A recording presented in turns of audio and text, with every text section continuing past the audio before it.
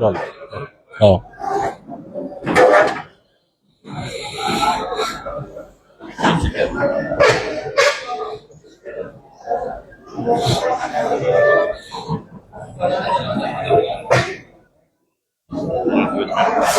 Yok işte. Bravo, çıktı. Ha?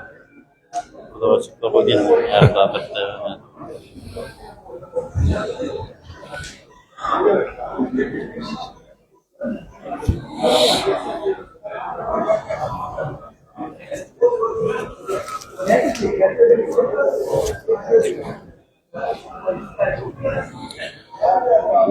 Esselamu Aleyküm ve Rahmetullahi ve Berekatuhu.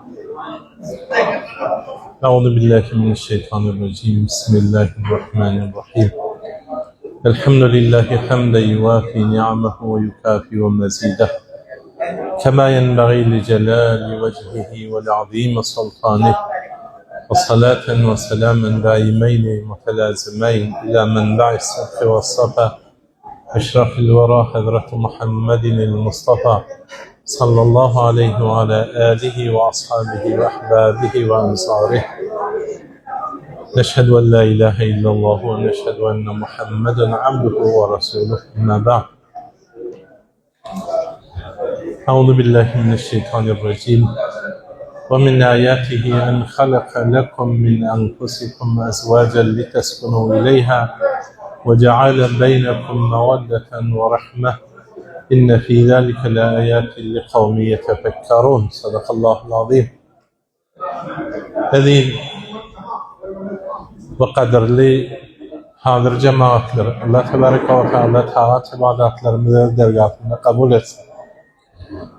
Allah Tebareke ve Teala bir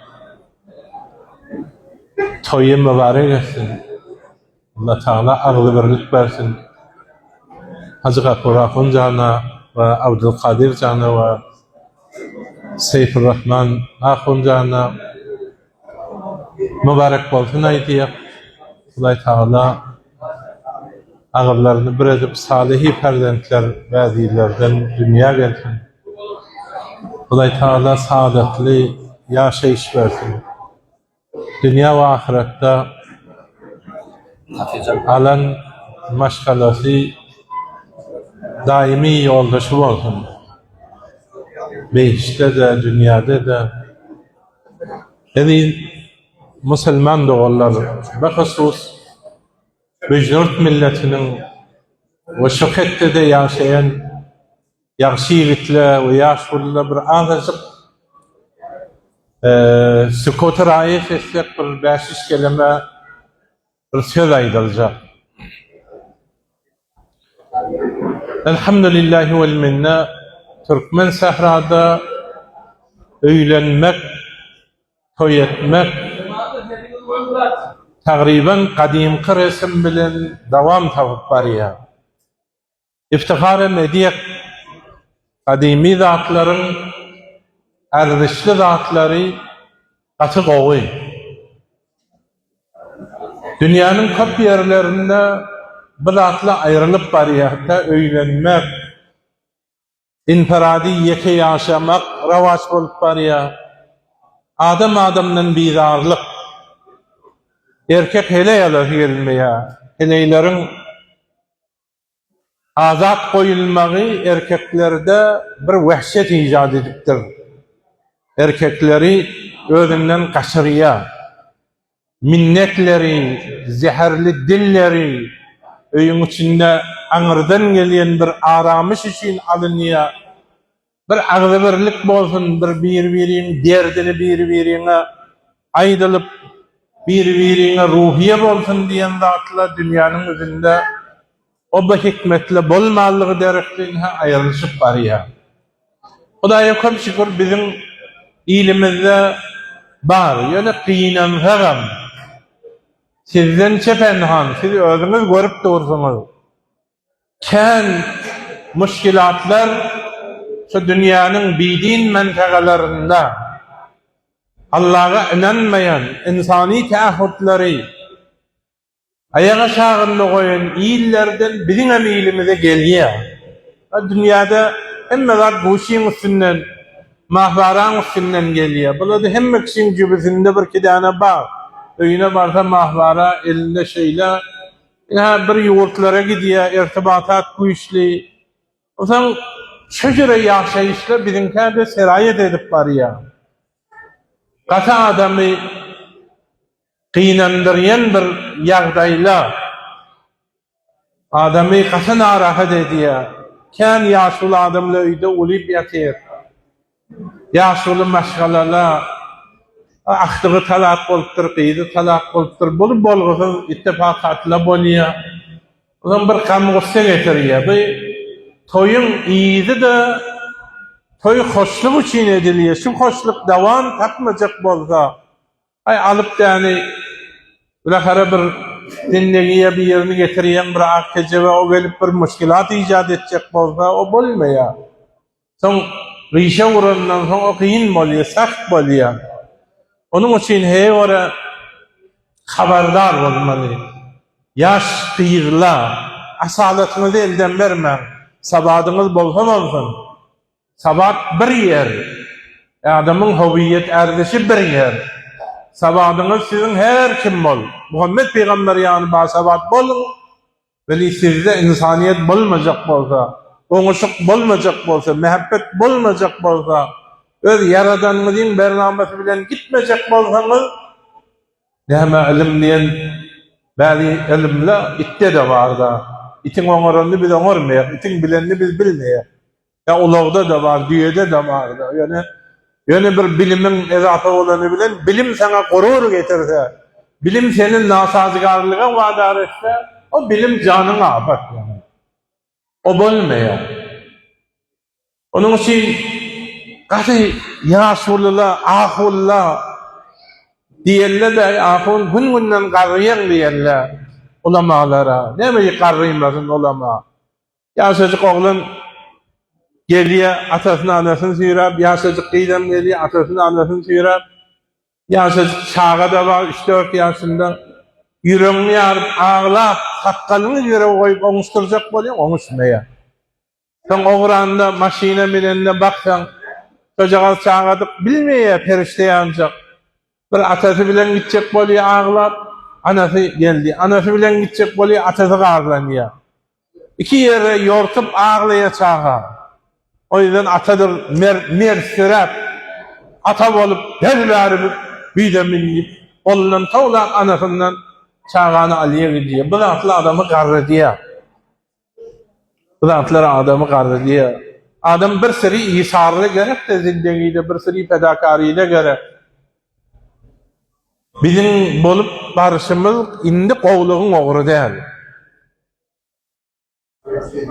O zaman bir vakt men Bejnurt'ta ir saydı 7-8 yıl bolsun bir gurrun metrah ettim. Basavad oğlanlar. Ben sesimi eşleyen kezeşkler, vekiller, gaziler, hukukdarlar, baylar, her adamlar iki camiada özünü mumtaz bilyen adamlar. Dini bir agatmandagi bilyen adamlar. Dini bir biklaslık bilyen adamlar. Dini ve milli gayretler aydanında qiyyn veryen adamlar. Ahullah biderek rahatlar aydiya. Ahullah başına örtünmeli diye. Ahullah her kim bilen oturmalı qiyy. Qoy gitsin işlesin, näme işgaly bar? Qoy hele gitsin işlesin. Ben bir zada etmişim mesela. Gelin biz şunu kabul edelim. Şu meramı kabul edelim. Qiyzımıza hicabam gerekler. Qiyzımızdan, heleyimizden luh geçsin kıyabanda. Oy verelim Bejnurt'un kıyabanına. Gelin edelim, hemmimiz edelim. Bir de mahulla kabul edelim. Muhammed Peygamber'in o da kırak koyayım. Dini de kırak koyayım, gelin seni edelim. İzinde durabilirsin mi? O qiyzın heleyini çıkardın, luh, oryan. O gittin 10 erkeğin arasında bir qiyz, 5 erkeğin arasında bir heley iyi versin. O sen baki varsa Men pezeşte, men doktor, men pişirap yaşayacak. Men ulakan sabatlı. O izinden, o kıyız, o ne erkek bilen gelini tahammül edersin mi? O hele yolunu yoldaş tapaktığını tahammül edersin mi? Neme indi bolsa gayreti bolan bolyan hem. Odun özün evvelini ölçerleyen izinde de durdu. O senin meramlarını ki ol garptan, Urfa'dan, kafir yurttan aliya, o hemme zaten helşede onların yanında. O kıyırlarını, hiyabanını her yere iyi veriyorlar. Lokta oryan her kim bilen otur. Ol atalarının yanında ol. Ben bu dost bisermem deyip atasının yanına getirebiliyor. Senin rengindeki akan kanında şol kudur gayratı khunsa edibilsen senem ekber. Senem ekber. Sen näme bolsa izinde ihtilafat ediyen, izinde gayreti bolan bolyan, namuslu bolan bolyan sen. Sen özüňe diýenden belli. Hopsi bişgani bir yaksan izi tutaşar da. O zaman biz bolýak basaba bir namus. Bize diýerler basaba bir namus diýer. Sabah diýke gayretine helal berýän bolsa sabah belki o. Onun gelýän sen her sözlerde aýdýan, aglyňa gelýär. Elfazı koframay diyen. Elfazı koframay diyen. Din diyanatından çıkarıyan sözleri de ay diyen. Kofriyat kepleyen. Kofriyat diyen ama onda kıyın var yanlar. Bizim kitaplarımızda geliyor. Bir adamı 7 tane imaniyatı açıklap veriyen, yüreğini arayan. Ay acağa, şimdi sen ömrün geçiptir, bazı ses oluptur, şimdi gelin de. Allah var, Kur'an var, peygamberler var, perişteler var, vezin var, sırat var, takdir-i serneviş var. Sıratları bildin mi, öğrendin mi? Ay ağıncan, bilem yok mu sıratları ben? Ken başımam çıkmaya. Ay başım çıkacağım bolup duran, o kellemi dağırtacak diye. Buna bizim kitaplarımızda bu adam ne dinin dairesinde ne bu adam? Mortet diyen bilmiyor bu adam. Bileceğim mi olacak değil diye men diye. Tövbe ediyen diýmeye. Muňa diýildi bizim kitaplarymyzda dinden çykan adam diýerler. Ya sen zatly bilen ýaşa olarlar. Ay, ulakan ýerde ýaşaýan siz böjünürdiň jawallary. Ulakan ýerde ýaşamagyň refahi imkanaty bolsun. Veli imani hataraty ondan kaçy kändiler. Ordan sen zatly bilen dinden çıkıp gidiyek biz. Seti bir rahatla. İnha ay Allah Teala'nın adaleti yok diye koyuveriyor. Allah'ın adaleti olsa diyem onu bayarıttır, onu gayrayıp yarattır, onu odan yarattır, onu zeşti yarattır. Şimdi diye bana bir ayıttı diye bağanım doğraydı diye. Ay adıma dönüyor. Sen doğray diye değil mi? Sen şunu hallet. Sen ayıt yok. Senin ayıtısın yanık değildir diye. Senin imanın, sen iman mı oldu? Yok senin aýdysyn ýanykdy. Sen meniň aklyma ogurlajak bolýan. Munyň bir gurruňy dastany bar. Allah bir adalet değil. Ya sen bir Rab bilen ay diýede agdy boşkan, samsamykan. Ay Muhammed peýgamber Araplar peýgamber bilen ýa-da biz türkmen. Şunda kabul edip beren bar. Ahir adamyň hidayetinde, saadetinde hatta selameti cismadiyetinde adamın kavmiyeti, dili ne metre. Sen derdine derman olsa, orsana miyanne gidiyen, dili İngilizcen olsa gidiyen, canın da olsa. O yüzden hiç selameti vermeli olanda, ya saadeti dünyabide, iktisatta meşveret etmeli olsa, kafirin bernamesi bilen iktisadın revnak veriyen. Kıyamete meşveret etmeli olanda, dil metre oluyor, kabile metre oluyor. Hem bir azıcık şille endek samsanın sözü bilen dininizden çıkayanlar. Ya geha oğlanlardan soruyan şu ahunların aydıp veren Kur'an'ına bir malumat ile geliyor. Danışmentli de şan tersine aydiyor. Mecellede okuyanlar, Fezai Mecazi'de okuyanlar, hatta bir kanal ilmi'de okuyanlar. Resanahyy ilmi'de okuyanlar, Kur'an bilen emter. Sizin yüreğinizde hayhi bir doğru rakdıysan, Yakıncan doğunay deyin may. Şu danışmentlerki doğrurak yani sizinkiden diye. Buna diyeller kofr, mortet diyeller. Sen Hudaýyň mahluğunun ilmini Hudaýyň ilminden berter werdin. Aýtmadın. Ola häzir merhelededir. Paýany şuna gelir. Hakikat anan diýeli bu. Buna diýerler bizim şeriatymyzda dinden çıkma mortet. Ya gahanly bizim türkmenlärimizde de şu belany salypdyrlar. Mesela bizim gowja oglanlarymyzda safuluralism merami, kesret gerai. Hatta yüzümüze aýtdylar. Bir sizin ýanyk bir sabat ahun beýişde girmelimi? Ulakan danışmentlik girmeli mi? Hava peýmany bejeripdir. Bu bargy bejeripdir, aýnamany bejeripdir. Şolany bilmelde beýişde siz bilmelimi? Ay adyňa döneýin senin. Ola da beýişde girmeli. Şeýdi diýerler. Kur'an niye ola beýişde girmeýär? Kur'anyň meramy bilen bolmadyk. O ola bilse biler, her kim öz bilen nalım. Bir çoban ne biler menin bilmänimi? Bir çoban koyunu haçan yatırmalı, haçan ördürmeli. Neciri kuzusunu aldırmalısını şayet bir çoban biliyor, beli bir daha profesör bilmeýär. Neşe çoban her näme diýse şoň gaýap o profesörün kıyıçmy. O kanun bilen isleň şeýle bolar. Bu da biz özümüze sade zat bilen din meramından daşa salyp barýak, ey musulman. İnsanyň aňyrsyn beýmeler. İnsanyň aňyrsyn beýmeler. Ay adyňa döneýin, öz ilminde her mewjudyň öz kody bar. DNA'yı var. Öz danışmentlaryň şey diýer, sen näme häzir hem şol Darwinizmiň ýene bir zadyny tekrar edýär. Ay biz dogryny aýtmalda näme diýer, ilim şonu aýdýar diýer. O ilmiň bir omgana bar, sen ilim näki seniň aýdanyň ilim neden, din neden ki. Biz dogryny aýtmaly, biz hakykat talep bolmaly, biz wagy gara bolmaly, wagy gara bolsa bolsa wagtyň ýatyp duranda senin. Ya diýerler meselem sadyk hidayetin şübhelerini getirýärler ýaş oglanlara, ahullara baka. Öýde bir dünýäde diýe fahşany, aragy, zady haram diýe, luh gezmäni haram diýe. Ýene de bile öýde beýişdi diýe, heleý bilen tebliğ diýe, arak bilen tebliğ diýe diýip dini maskara diýerler. Buna ol gadim şanyň wagtynda sadyk hidayet diýen bir bideolet geçdi. Onun kitabyny okuýsan gutkuçy diýen diýerdiler.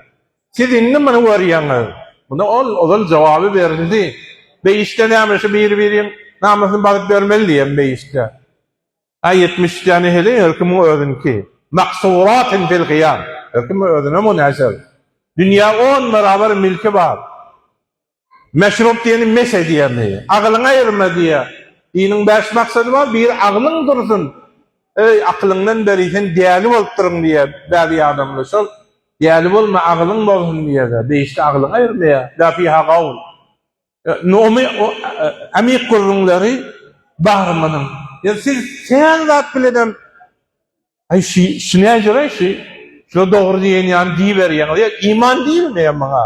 Bir zada imanyň hatara düşse bolmaýar. Olal dua edilerdi. Hudaýa ahir demde iman ber. Ahir demde imanymyzy sakla başa gaýlaýak. Şeytan gelip alda olmaly. Berdi özümüz ganimet aklymyzy işlete saklar. Kafira daga baş berjekmi diýer. Indi kafira baş berip otyryp. Biz ahir deme koyana. Bizi şu wagt elimizden alıp otyr. Elinden sicilini, pasportunu alacak bolsaň bermeýän. Beýişdiň pasportuna rahat berýän. Senden bir ton gelip ýani sigit almaly bolsa aldanmaýan sen. İmany näjere aldanýan? Biz o dogry diýýän. Emma bir azajyk zady gelip bijirdiň hyýabany 10 täjirden soraýan sen. Näme 10 ahundan soramaýan? O yalançyşylar. İmanın hilafını keplen yalancı şu. Ayşe ondan sonra sana cevap verip biler. Ya gahade diye ahınca şaidanın Kur'an'da var mı? O Kur'an'da olmasa neymiş? Kur'an'da olmasa ben kabul etmeyin diye. O peygamber neymiş? Sünnet peygamber neymiş? İcma-i ümmet neymiş? Kıyasımı şehit neymiş? 4 tane şeriatın delili var. O men bir delili kabul edecek bolmaýar sen. Bunyň dinden çykma. Ya gaha bizim gadim kitaplarymyzda diýe Kur'anyň aýalaryny hapa ýere oklasaň dinden çykarsyň diýe. Bizim Debiristan okan oğullarımız ahırı saldı medreseden çıkıp Kur'an'ın ayetlerini kitabında yırtıp yuva okulaya. Hiç birimizden görmeyen yani. Derhalike şey yok mu hem ahondan hem eşliyeniz. Ama şöyle gelip bir pulu yırtılsa be esnadı devlet. Bu pulu ne kim yırtıptır be? Ya öyüm senedini yırtılsa ya sınav-sınamanı yırtıp okulasa da oğullarla ne kadar hassasiyet var ki diyor. Bana hassasiyetimiz yok. Ya gahada aydiyak, ay ağırla da ağzına gelen aydı otuyordu. Ahmet Ahun'un neyme gelip de ağzına gelen aydı otuyordu. Biz orada da ahir yani. Şey diysen, bu da dinden çıkmak. Ahulların eğer aydiyanlardı, ayet, Kur'an, ahkam-ı şerh, akide, şıratla bolsa sen şuna gelikten şey diysen, o senin de dinden çıkıyan ahullar ağzına gelenlerdi ayttırılmaya. Bir ayttırmıyor onu. Derrab men barada isem elam düşsem şiirin işini nirde gördün diyelim bana. Ve birimiz ayttırmıyor onu. Bir fezai mecazide de aydılsa fevren ona aydı diye sen aytmak hem nereden ayttın diye. Haydi hadise, haydi ayette, haydi kitapta var değil diye. Yani sana galip sen ağzına gelen aydıp ama yani boş koyuverlen zat var. Kıyameti bilmeyem, ahireti bilmeyem ahun. Neyme senden neyme peyda var ya. Sen hemen bırakının zindegisini geçeriyen mi? Bırakını temin edip midirin sen ya? Bırakını bir dünyada kasır salıp verip midirin? Neymeden çörüyün size ağzına gelen aytmalı? Neyme zine bir aslan size? Rablara aytma. Öyle imanını şeyini aytman bilişine. Ay gitsen cehennemin anasına gitti diye de ağrı gelirse. O bir de öyle imanını şimdi yap. Biz meramlardan biz zine fıkda. Rehberimiz zine fıkda Muhammed Peygamber. Eyyamil zine fıkda Kur'an, Huday hiç kimden zine fıkda. Muhammed Peygamber hiç kime, enbiyalı bermane geldi, almana gelen o. Bir dem şeceri, sizden hiç almana gelen o. O hücretine yığınar, mescidine yığınar, o da sizin ödünüz için. Senin bağlağını doğru yolda salınmadan sürüyor. Senin cemaatini berqarar etmeden sürüyor, ödünden sürüyor. Değil mi? Ya gaha zenana kısmetlerde var. Hey ora gayreti zenanalar var. İman bilen gayretini, reftarını, zindegini kontrol etmeli. Tahtı hükümeti iman kalmalı. Bir heleye diyende, hele üstün almanı kıyın var ya da şirkin remzini heleyin kalbinde oklaptır. Eğer şerik olmanı kovarmaya, Huday'ın özüne şirki affetmeye, heleyim affetmeye. Huday deyiptir, peygamber deyiptir deyip aydanda, Huday, peygamber bir Huday deyiptir deyip koyuveriyor. Şuna aytmalı derse onlara. Aydanlı kafir oluyor Allah. Bir Huday diye mi Huday peygamber? Bir ulakan adam bir Hud keplemiyor. Huday peygamber sen mezarına yoklayan zat için bir Huday'dan mı oldu mu? Buna diyelim mortel. Gaha neçe kitap okuyup durun. Bir özüm bir teşkilat etrafında adam ayda neçe aylığım var, neçe şoğlum var. Ay birden bir bahs oluyor, Kulumani bahs. Cinnen zat, ay baba, böyle cinler hurafadır. Cin olacak mı? Yalansa akıllan tapıp Kur'an. Bu sure-i cine munkar oluyor. Sure-i cin Kur'an'da var ya. Mu'mini var diye. İnhasının iman getiren de var, kafiri de var. Ya bir adama namaz okuyor. Ulakan adam olup durun. Bir iyiliğin bir başlığı. Arada tuttuğuna ahunca aslikar için doğru olsun. Namaz neyme? O plan namaz okuyor da. O halkın hakkını yiyor. O plan arada tutuyor da halkın hakkını yiyor. Halkın hakkını yiyor da cehennem son için teyar edilir. Böyle namazını da okuymasa o da ezafa. Ama namazını okuysa namaz için günahın ne böyle ne doğru bir elektrikler ne doğru o da mücadele çeker. Yani namaz bilen adamın doğruluğu ne doğruluğu o ne bilmiyor. Dengeli asikar için doğru olsun. Ne namaz okuysan için harap oluyor mu? Namaz içini zayi ediyor mu? Namaz bir peyman. Kur'an'da diye namaz bilerek yaptığın adamı kaytarıyor. Eğer mealini bilirsen ha. Asikar için doğru olmalı deyip yüreğin doğru olmalı diye. Bir de küfür bilin kitaplarımızda dinden çıkma. Ya bir adam böyle acaba işir zekatını verirler. İşir zekatını versen gariplen, korkuntulan boynu burluk kalmaz. Camada oğurluk olmaz, muhabbet bolar. Bir zat berende muhabbet icat bolar. şey diýende ay üçür zekat diýeni gedaperberiydi. Ay ahullara vermeli, ahulla muft gelmeli. Niye ahulla bize kazanışıp mı? Garip kalır bize kazanışıp mı? Hudaýyň bernamasy, ahunun garnyny doýurmadan çyn koýulanok. Bu da dinden çykmamaly ya. Ay ýa-da beterim jawalla şuna siz dikkat edin. Muhammed Peygamber dogry adam bolsa ýaşajyk gyza aljakmy diýerler.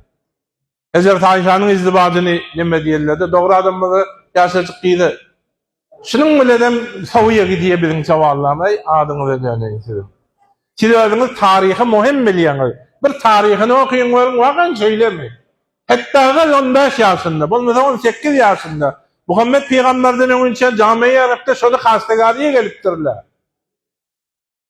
Eger aýyp takmaly bolsa kafirler sana ýetirmez. Tul taryhda şol Mekkan kafirler at takmana mana sorawaty, şol at takaby. Sen kafir etmän adyn sen musulman näme at takýan agyry. Sen bilerek rahatlara ananýan. Ay bir ýerine agdyndan açypdyr da bir gep. Sene diýeti ýok gep. Inha. Ya da men basavat ay kitaplarda okuyan, ay fizikde, şimide, ay bir formulları okuyan, ay kuantum okuyan, ay dünyanın anlaşı bir inficar, Big Bang, tergeç. Huday gerekteki bu zatları diýsen, sen Hudaýy inkar etdiğinden çıkardın. Bu zatlar inficar var. Retkofet Kur'an'ın içinde.